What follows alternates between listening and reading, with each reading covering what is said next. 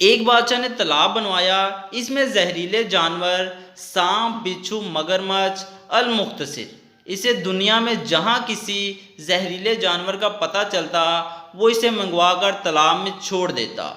एक साल की मेहनत के बाद जब बादशाह को अंदाज़ा हो गया कि तालाब जहरीले जानवरों से भरा पड़ा है, तो इसने ऐलान करा दिया कि जो शख्स तालाब के एक किनारे से कूदकर दूसरे किनारे से जा निकलेगा, इसे मैं मुंह मांगा इनाम दूंगा, चाहे मेरी बेटी का रिश्ता ही क्यों ना हो। मुकर्ररा दिन में लोग दरबार में जमा होना शुरू हो गए। किसी में हिम्मत नहीं हो रही थी छलांग लगाए। सब लोग एक दूसरे को देख रहे थे कि कौन छलांग लगाएगा। इतने में तालाब में धड़म की आवाज़ आई। सब लोग हैरान हो गए कि कौन इतना बहादुर है।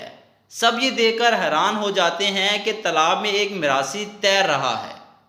वो कभी सांपों की फुसकार से खुद को बचा रहा है तो कभी मगरमच्छ के नुकीले दांतों से। सच कहते हैं, जिसे अल्लाह रखे इसे कौन चखे। आखिरकार मिरासी खुद को बचाने में कामयाब हो गया। सब मिरासी की बहादुरी के गीत गाने लगे। दरबार में शहनाइयाँ बजने लगी। दरबारी मिरासी को कंधे पर उठाए बादशाह के पास ले गए।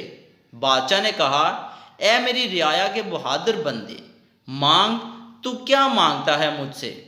मिरासी की आंखों में आंसू आ गए और बादशाह से कहा, मुझे कुछ नहीं चाहिए, बस उस बंदे का नाम बता दो जिसने मुझे धक्का दिया था।